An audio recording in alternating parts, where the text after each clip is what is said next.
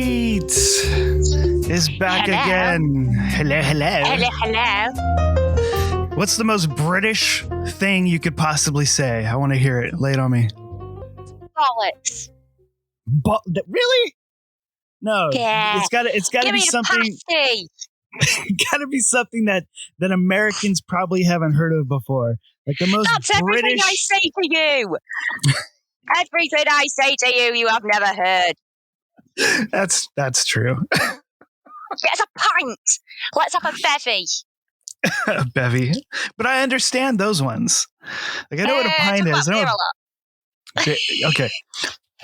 Dig deep into the coffers of Britishism and pull something out that I wouldn't like last 2 weeks ago it was pepperoni.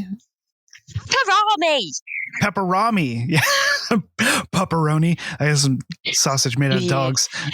Yeah, it's not pepperoni. It is pepperoni. Pepperami. Okay, like I've never heard of that. Give me something like that. Like dig deep and like pull something out that's strictly British that I would not have ever heard of.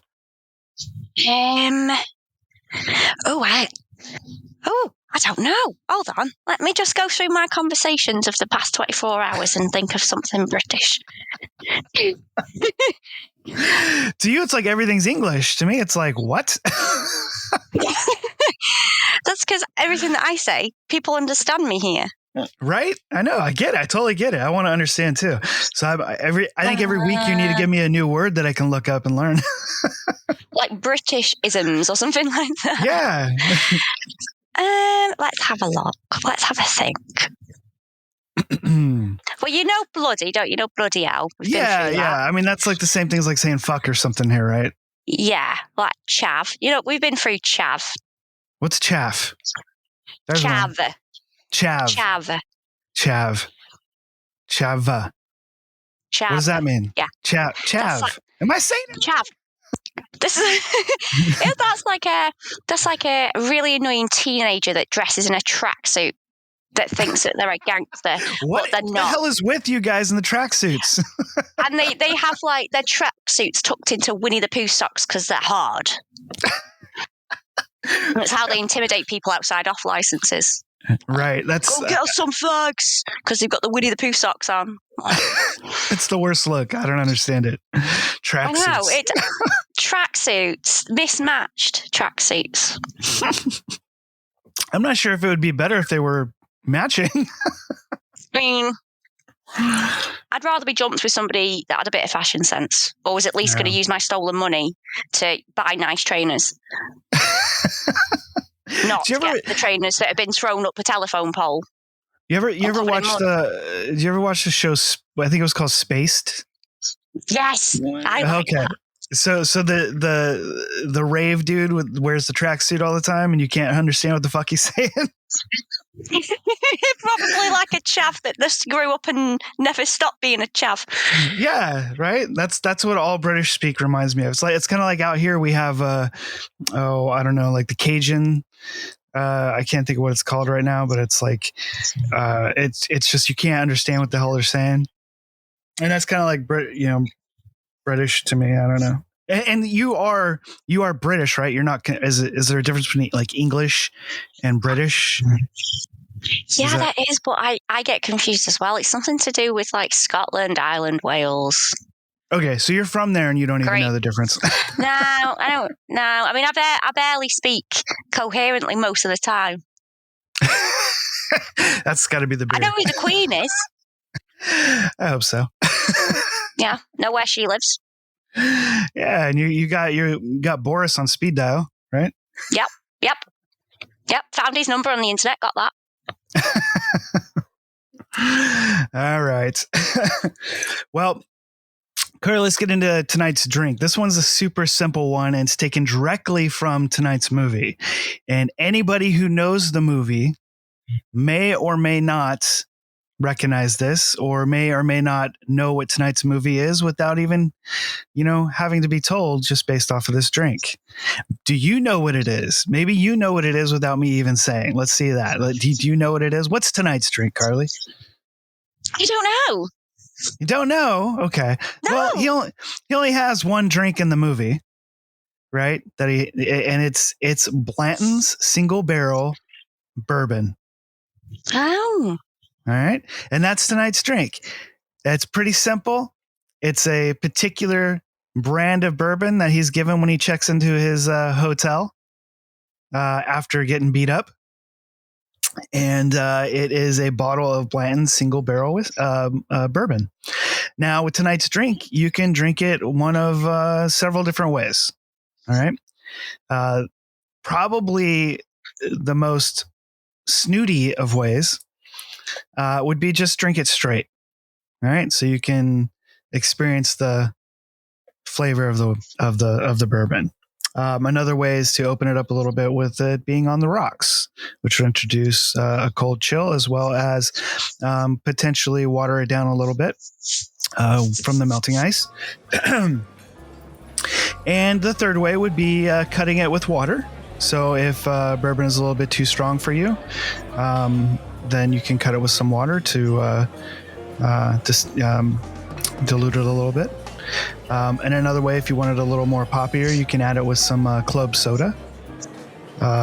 Usually that would, be a flavorless soda, just to give it a little bit of fizz and add a little bit of water to it.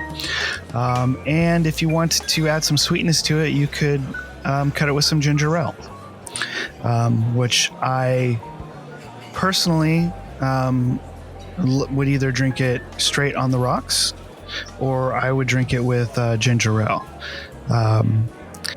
That way you can either, you can have the flavor of the bourbon as well as a little bit of sweetness. And I don't typically just drink straight anything, especially without rocks, but that's typically how I would drink it. Now, Carly, you don't really drink anything other than gin, is that right? Beer and gin? Did you ever dabble into bourbon or? No, I had Baileys the other day. Oh, okay. Well, that's like candy. Well, it's not like that. It's like ice cream. Okay, so what'd you make with the Baileys? Baileys and ice. Just Baileys and ice? Okay, well, that's fine. All right. Mm-hmm. Yeah, I would add Baileys to coffee. Or you can make that's a dangerous game. I'd be going to work pissed as a nut. Oh, anyone else drink coffee? Hey! Yeah, any sort of like Irish cream or Baileys, I'd put that in coffee. I think it's great. But so like nothing else, like you don't even try any sort of bourbon or whiskey or anything like that. Well, Street has it. He has his old decanters, but he has really posh stuff. So if he tries to force a glass on me, it's usually just to shut me up because I've got toothache or something. Oh, okay. So you don't really enjoy it though. No, not massively. Okay. Is it just too strong for you, or is it just the taste, or you don't really like the oaky kind of, you like the more cleaner sort of vodkas and gins, that kind of thing? I like rum. Rum, okay. So you're on the sweet, you like the sweet spectrum. Is that what it is? Yeah, I like rum and brandy, but whiskey is just a bit too harsh for me. So you go for brandy. Brandy's good too. All right. And I like brandy. All right. Okay, yeah, I like brandy. I don't really like just straight whiskey, but I do like bourbon. I think bourbon's a little bit lighter than whiskey. I know there's this huge debate that bourbon is the same thing as whiskey, but it's really not. There's some very specific rules for it to be a bourbon. And in my opinion, whatever that does, it makes it a bit of a lighter drink than a whiskey is. Like a whiskey to me is like tastes stronger, which I don't really care for. And then Scotch to me is, even lighter than bourbon in my opinion. And I typically can drink Scotch straight, but I don't really do that with bourbon or anything else. So, folks at home, if you want to get into tonight's movie, you should probably watch it with a glass of Blanton's Single Barrel bourbon to really get into the mood and get into character. All right, so grab a glass, grab some ice, and your bottle of Blanton's Single Barrel bourbon, and check out tonight's trailer.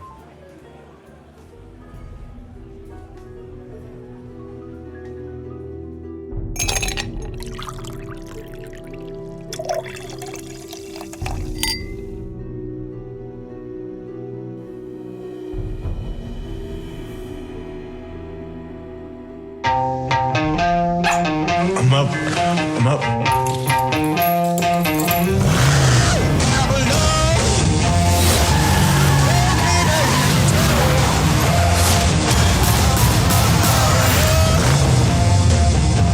You like that, huh? Nice ride. Thanks. How much? Excuse me. How much for the car? She's not for sale. Ik geef good day, sir. Daisy.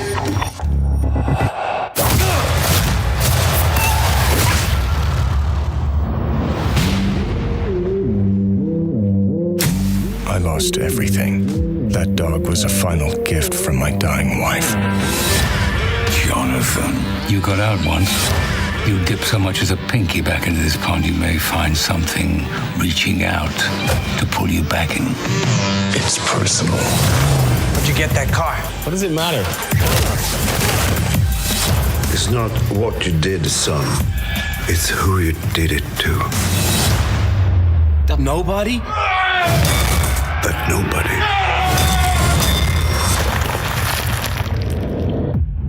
is John Wick.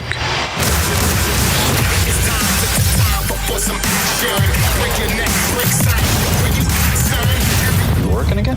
No, just sorting some stuff out. Task your crew. How many? As many as you have. Hey, John.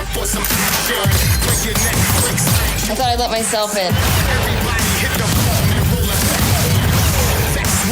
People keep asking if I'm back. Yeah, I'm thinking I'm back.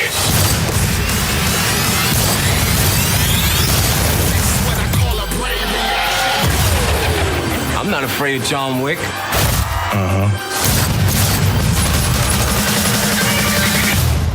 How good's your laundry? No one's that good. I thought not.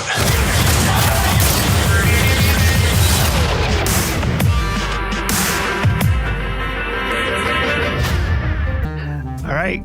That was the trailer for the 2014 film John Wick, which is an American neo-noir action thriller directed by, well, it's actually directed by two people, but due to some Directors Guild regulations, they forced one of the directors' names to be relegated to producer only.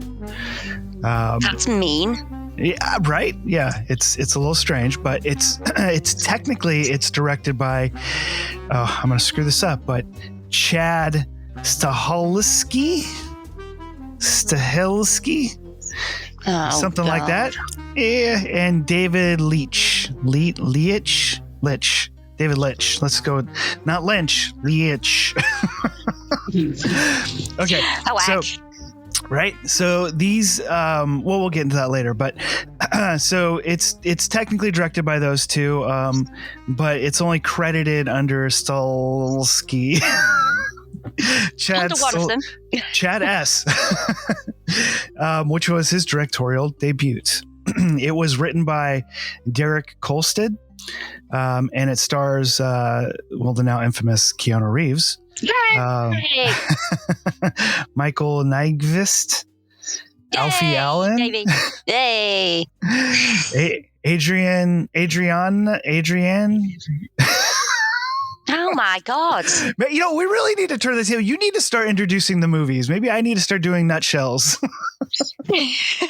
It's crap. It's good. Yeah, that's about right. Adrienne Palicki. I don't even know what you're trying to say. I don't even know who you're trying to tell me is in the film. Bridget Moynihan. I'm not trying to butcher these. Moynihan. Let's go with that. Bridget Moynihan. Dean Winters. Okay, now we know him. He's Mayhem in the Allstate commercials, which I don't know if you guys have that out there, but I mean, no, I don't know him. What are you talking about? Well, look him up. Dean Winters. Go ahead and look him up. You might be familiar with this face. Ian McShane, which is everybody should know him. What? Ian McShane. Ian. Oh, come on, Ian. Ian. Ian McShane, spelled with an I, which would be Ian. Not EAN, which would be Ian. Oh, now you can pronounce it, can't you? Now you can read the words. Ian McShane, which is from Deadwood and many other things, and he's always great to watch. And John Leguizamo, which I really like John Leguizamo a lot. I wish he would show up more.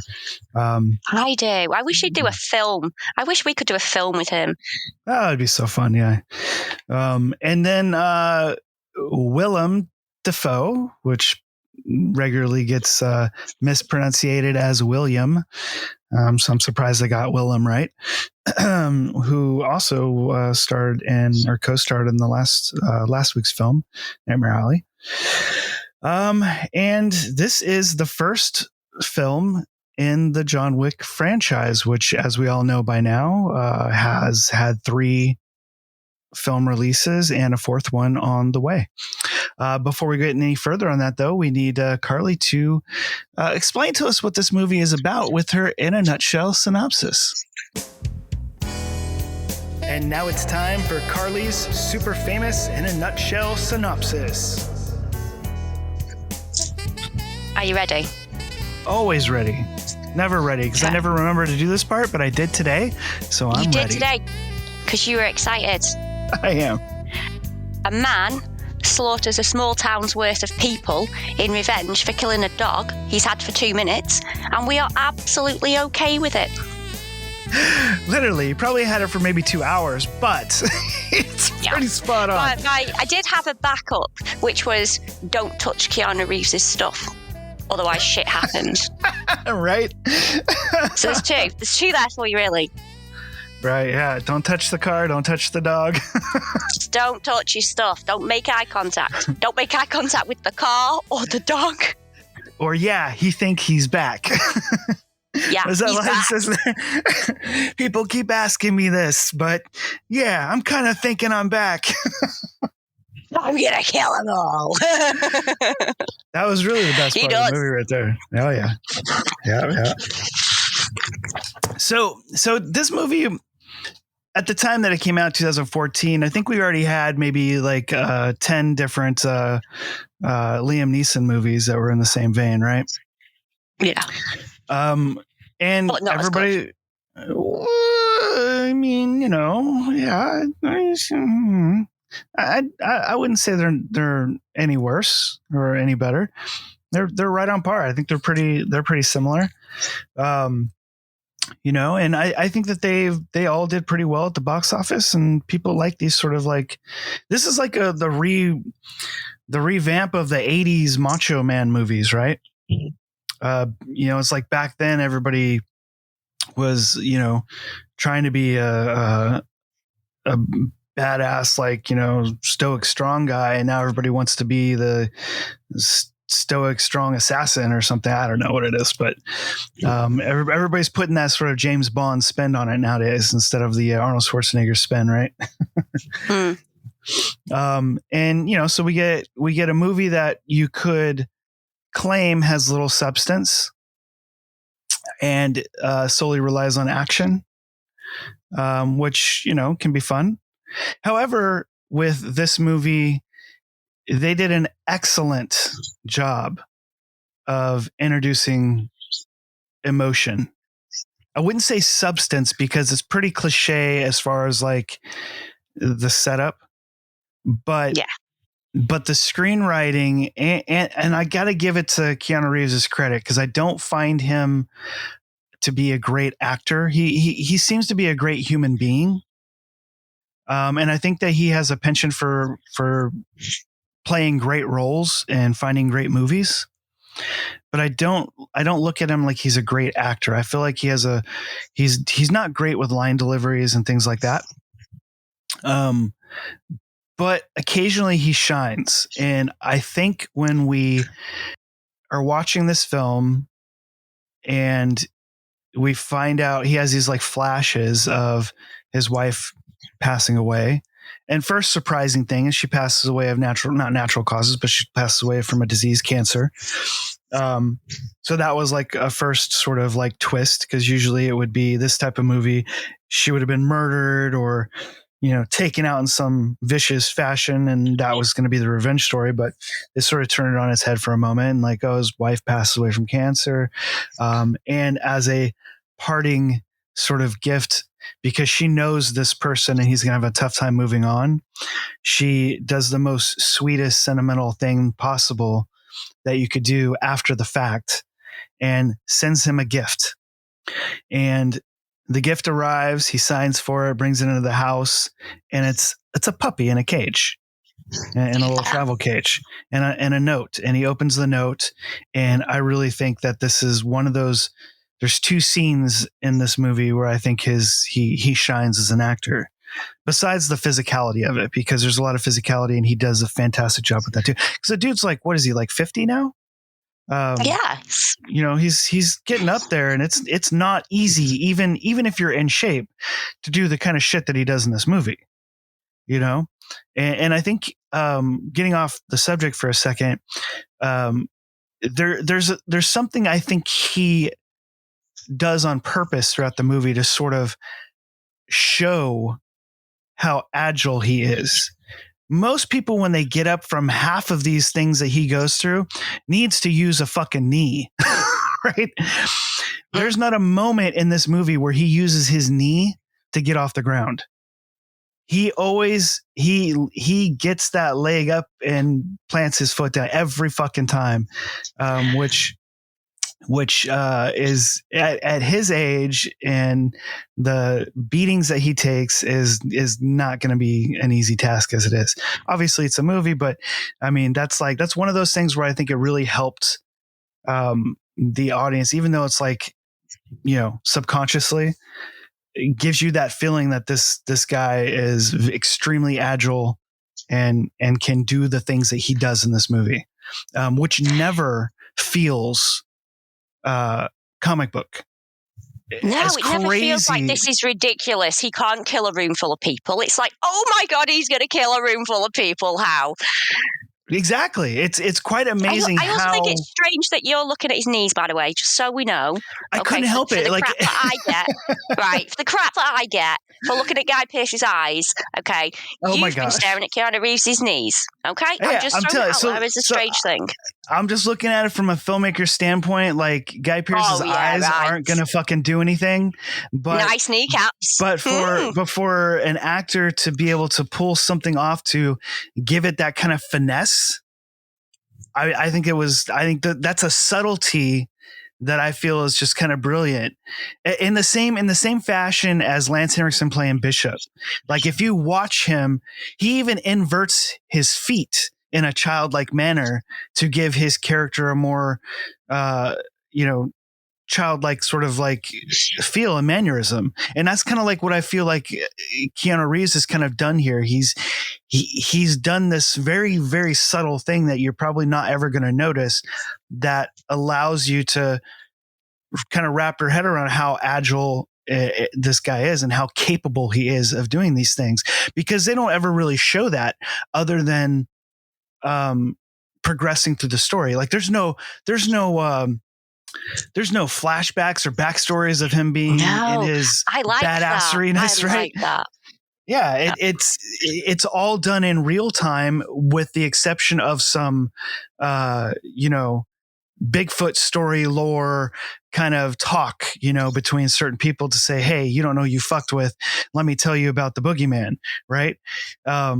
Which is all fine and dandy. That's just macho bravado bullshit. But what really sells it is when he comes into the picture and so effortlessly dispatches henchman after henchman, in such a way. Yeah. And it's like, it's so smooth. And they really took that sort of jiu-jitsu and what do they call it? Gun fu, which is hilarious. To a certain level where they made it so smooth. Now, granted, I didn't do jiu-jitsu for a long period of time, but for a short period of time, me and my wife were in jiu-jitsu. And a shout out to Leaf, who was our what do you call it, coach? Since I can't remember what you call it now. Oh my gosh, I'm terrible. Anyway, I mean, he's not going to be impressed that you don't remember what he was. No, he's not. He's not. But you could tell on certain things that they did, like that person's arm would be broke, or that he could have easily broken that person's neck, kind of thing, because of the move that he did. But you see him roll off, and then they continue the fight, and you could tell it's done for choreographic reasons to continue the fight scene. As to where if he actually had a person in that sort of hold, he probably would have in real life snapped their neck or snapped their arm or, leg or whatever it might have been. But the way they choreographed it was so smooth to continue the fight scene. And it seemed like it was so well executed. It would just seem so effortless. But anyway, I wanted to go back to this emotional moment where he receives the puppy and the letter, because they did such an amazing job of flipping that sort of idea of I'm going to seek revenge for the death of my wife kind of thing. And they, what they did is they gave him, they put him in a position where he's lost the most important person, and that important person gave him something to continue to hold on to. Right. They made it extremely sentimental. And then that object, that puppy is killed. And it's like he has to experience the death of his wife all over again, but this time involuntarily, or not involuntarily, but due to murder, not because of a disease or something like that. So that triggers that revenge story. So I thought it was really cool how they sort of flipped it on its head in a way. It's really the same story, but they changed it just enough to where it's like, God, that was such an endearing, like sentimental, like moment. And Keanu Reeves really sells it, that you're on board. Like you are we want him to go and kick everyone's heads in. Yeah. Like it's moments later that fucking happens. And like you are on board. Like you, after experiencing that letter and the gift and all that, and those few little intimate moments with him and the puppy. And the dog trying to get back to him, the dog trying to crawl back to him. Oh, I know. And it doesn't show. That's the brilliance of the filmmakers, is they didn't even show that, because that would have been heart wrenching, right? Already.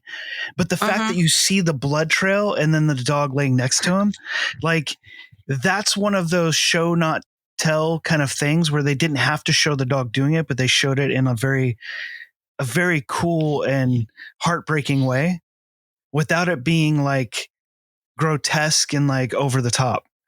And that was really great. And for being first time directors, I mean, they really, really nailed it. And I don't know, maybe they shot it with the dog trying to crawl back to him, and then decided in editing. I have no idea, but that was really fantastic the way that they did that. So I was impressed. I was impressed with the directing of this film, as well as, again, like I said, like most of Keanu Reeves' lines in this movie are delivered on par with everything else that he does, which I don't think is fantastic. But the dude is, he's enigmatic. He's fun to watch. He's charismatic. He's he has the agility and the stealth to pull off this character. Even if you sort of suspend your disbelief, he's a scrawny dude, but he's got the moves, and he really shines in this film, and us as the audience being able to experience the sentimentality that they set up in the script. He was able to sell that portion of it and sell the action scenes. It was pretty damn good as far as that goes.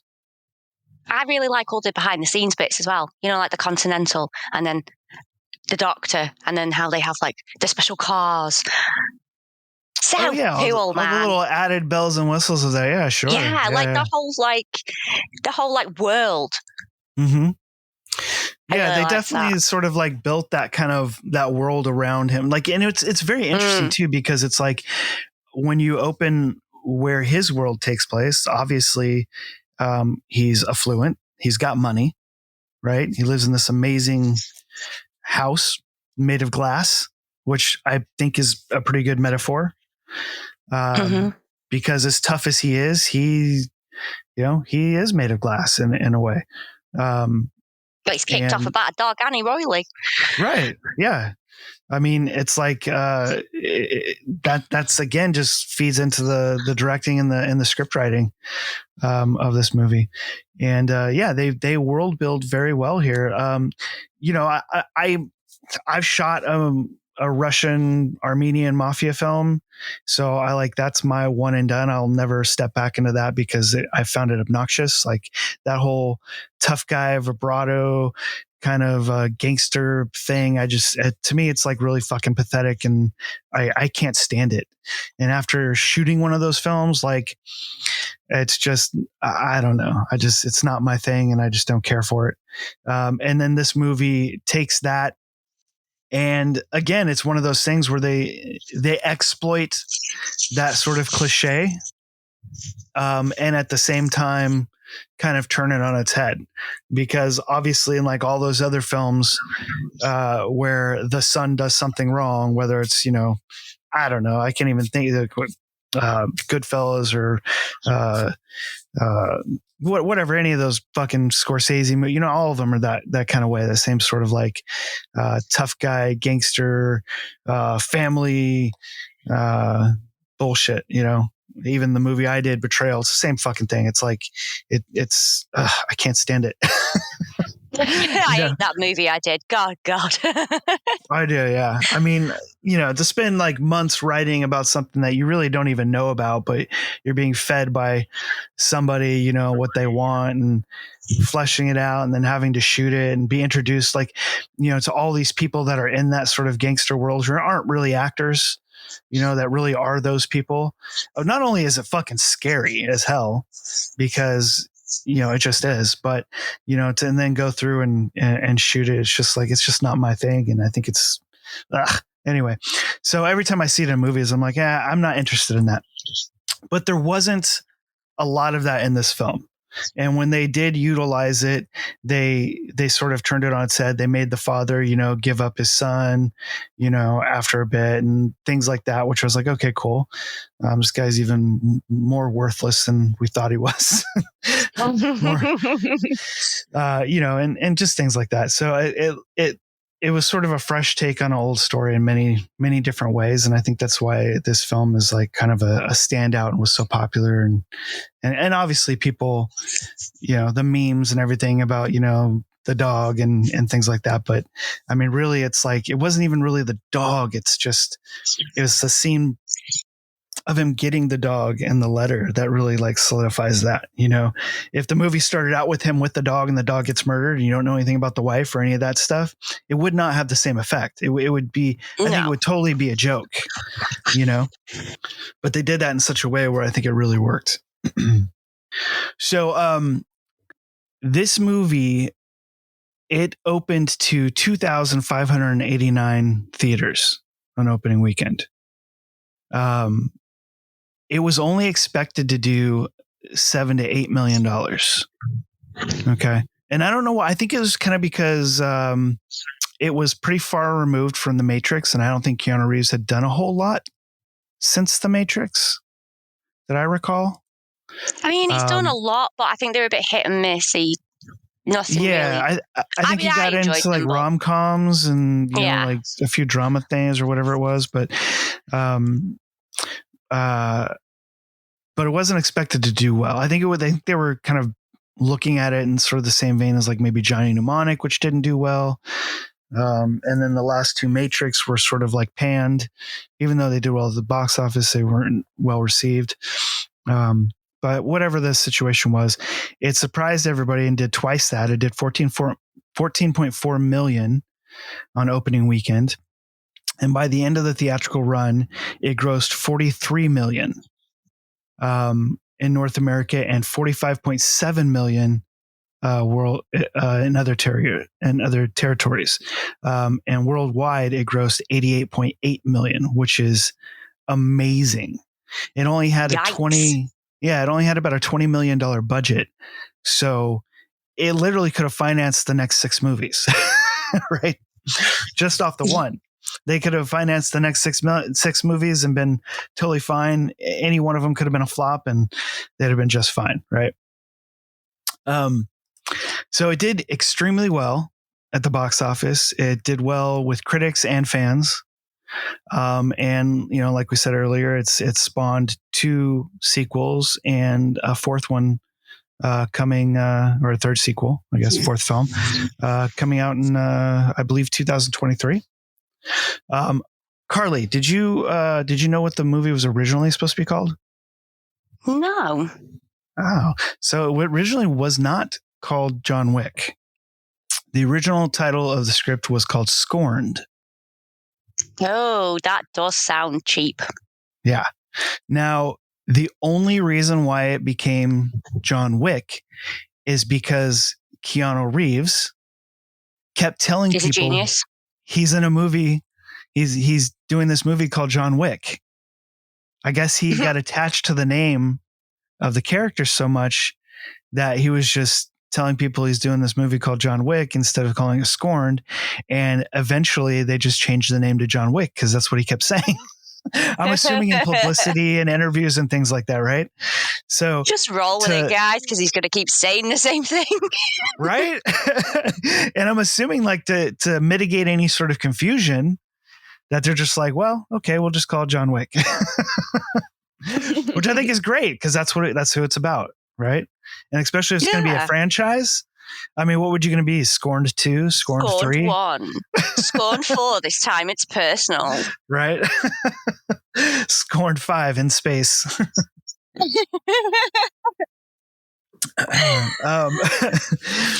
So Scorned I think that was 7, Too Furious. Co-starring The Rock. Yeah.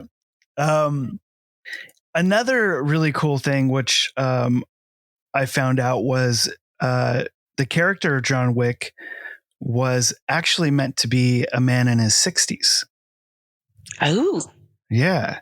And what they ended up deciding to do, and I'm pretty certain it had to do with studio and wanting somebody that was younger to attract a wider audience. Because for whatever reason, younger people do not want to go see movies with older people, which, really is a shame. But I'm assuming that the talks started to change it to somebody that was younger in order to draw a bigger audience. However, it's reported that they did this in sort of a creative capacity because they wanted to look for an actor that was a seasoned assassin career-wise and not necessarily age-wise. So they looked at it from that side of things, which I think they did a pretty good job portraying that in the film. It didn't necessarily have to be somebody that was older, like, Michael Caine running around killing people or something. But that would be a cool movie too, which I think we've already gotten a couple of those. But, if they're looking at it from that perspective and the way they set it, the character in the movie, I thought it worked out pretty well. But I thought that was interesting. It was originally supposed to be a man in his 60s. Willem Dafoe. I was thinking Lance Henriksen myself, but oh my God, that would be awesome. He'd be like talking to somebody at a bar, and then all of a sudden the person's face just fell into the table because he'd like stabbed them in the neck or something like that with like something that came out of a cocktail, and then he'd just casually like walk away. Lance did this amazing short film that is very John Wick. I think it was about 10 years ago or so. So Lance was in his probably 70s when he did it, and it's badass. Like he is. I mean, think of him playing John Wick. It's basically what it is. But it was a short film that was meant to be like a pitch for a bigger movie, right? And it's pretty fucking cool. I mean, he's kicking down doors and beating the shit out of people and doing the whole bit. Man, it was pretty cool. So I could totally see him playing like John Wick. But yeah, if I can find that, I'll send that to you. Oh my God, please do.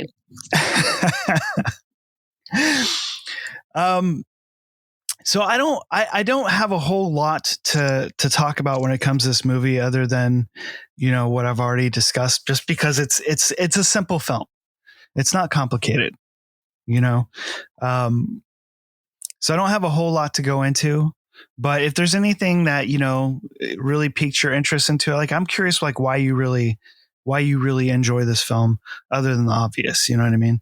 Like, this doesn't, because it's so silly. It's not silly. I'm not saying, when I say silly, that sounds like disrespectful. I don't mean it like that. I mean, because it is so silly. You can just jump into it at any point and be like, oh, awesome. John Wick's going to kick someone's face in. And I really like the world behind it, because that's so complicated, but the film is so silly. Mm-hmm. I just think it's brilliant, honestly. I mean, that's the same way I feel about all those style of films, whether it's like Taken or whatever. Like, it's the same kind of thing. Like, it's a solid action movie. And do you know what I really appreciate with it is that there isn't a whiny daughter that needs to be saved. There's no whiny family that needs to be saved. That's true. It is just pure bloodthirst revenge, because I can't stand them. I think the Liam Neeson films drive me insane, because I can't be doing with it. Oh, I'll find my daughter, and then she goes off and she's trying to outfox these bloody people that have kidnapped her. I can't be doing with that. It's like Kim Bauer in 24. Shoot her. Just get rid of her. She's whiny. She's causing more aggro. Just bin her off. Save the wife.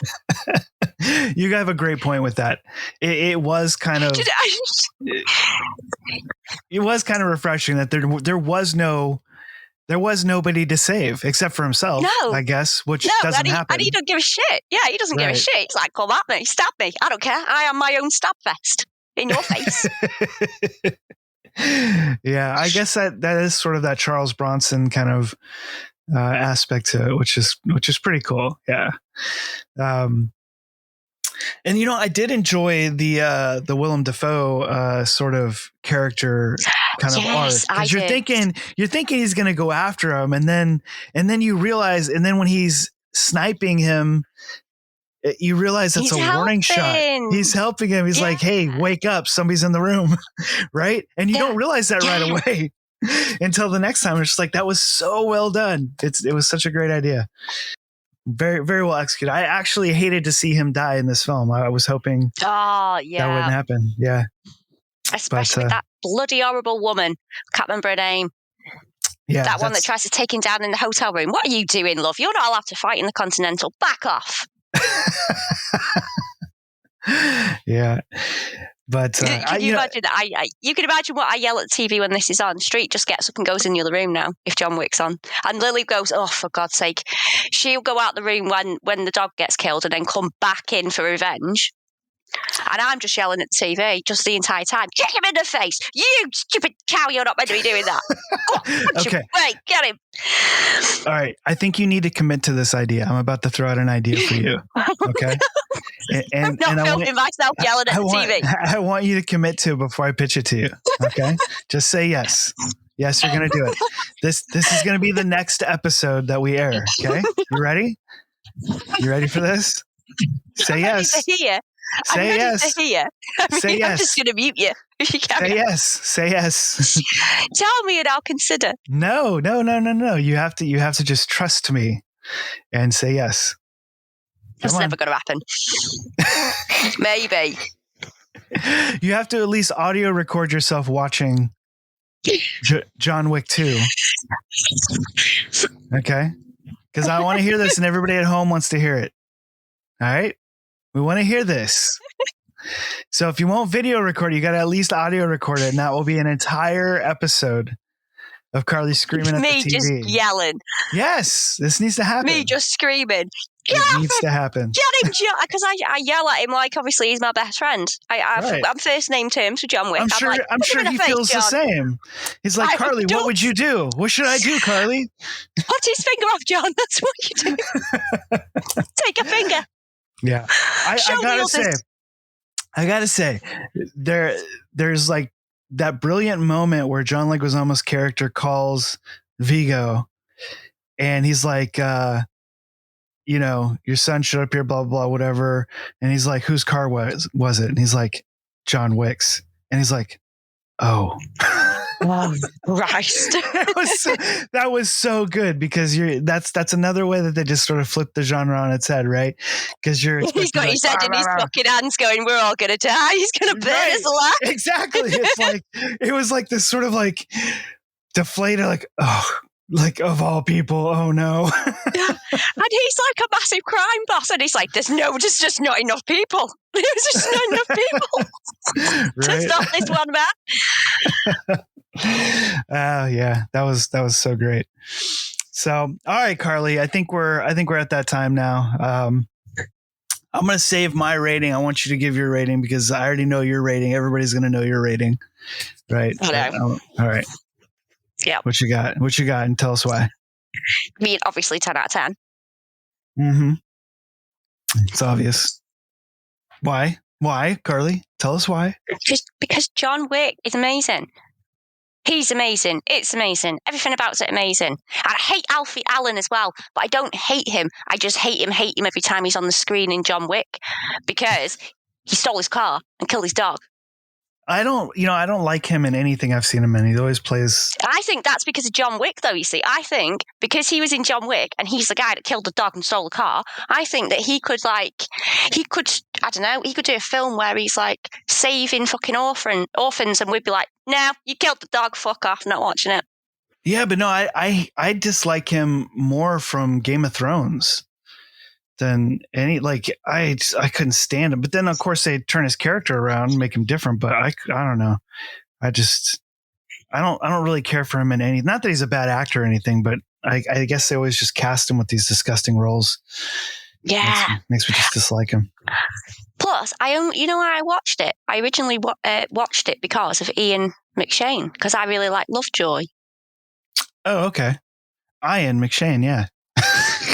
Yeah. I will tweet him to get proper pronunciation. I'll do it. All right. Well. Yeah, so everything. Everything is fabulous. Everything is fabulous. Yeah. All right. Well, I would give it, I'm going to give it a 9 gens. Oh, see, I'm impressed because I thought you were just going to rate it like a 7 just because. No, and the first time that I saw it, I wasn't very impressed with it. But I was going in just after, all the Taken movies and things like that. Like, I don't know, maybe it was like a little bit of a burnout or whatever it might have been. I don't know. Or maybe even my lack of care of Keanu Reeves' acting ability, whatever it might be. And again, like I said, I don't dislike Keanu Reeves. I just don't think he's the greatest actor in the world, which is fine. There's nothing wrong with that. But he picks some great roles. He picks some great movies to be in, and he definitely has the charm, right? Like he's interesting to watch and play these. Even if it's like something really bad, like what was that, Knock Knock or that Eli Roth movie? That weird, that weird little horror. Even something like that, or he did that awesome like was he in really, the Neon Demon? Did you ever watch that? Good Lord, what was that about? Yeah, I didn't really care for that movie either. I didn't know what was going on. There's this really cool like sci-fi movie that he did a few years ago about like transferring consciousness or something. I can't really remember exactly what it was. Was that with his family where he kept his family alive? Yeah, I thought that was cool. Like that. Yeah. So, I mean, he picks some really cool, interesting roles, but he's just not like, his line deliveries take me out of it sometimes. But you know what? I can forgive that. You know what I mean? I'm not. Listen, if you were trapped on a bomb, if you were trapped on a bloody bus with a bomb, right, and you couldn't go below 50 miles an hour and you were bloody running out of petrol, yeah, you would, take a pause. Yep. Or if I was skydiving, chasing bank robbers, or, glitched out in the Matrix or whatever. Exactly. Or if I had computer chips in my brain and Johnny Mnemonic, I mean, come on. Exactly. He's building like a fucking catalog of or if you were time traveling. I mean, right? Who doesn't take a pause? Or if you realise that you suddenly worked for the devil. I mean, who doesn't take a pause? If we're being honest. Right. Nope. So he picked some amazing movies, and I got to give him credit for that. Like, and John Wick is one of those as well. It's one of those films that it shouldn't be as good as it is. It really has no business being as good as it is, but it is. They hit the right moments, they hit the right beats, and that starts with the script, and it carried over into the directing and the acting. Like, they surrounded him with good actors. They made him look good. He pulls it off in the action sense, even at his age. And it's like, it's a solid film. And I give it a 9 just because it's a tired genre.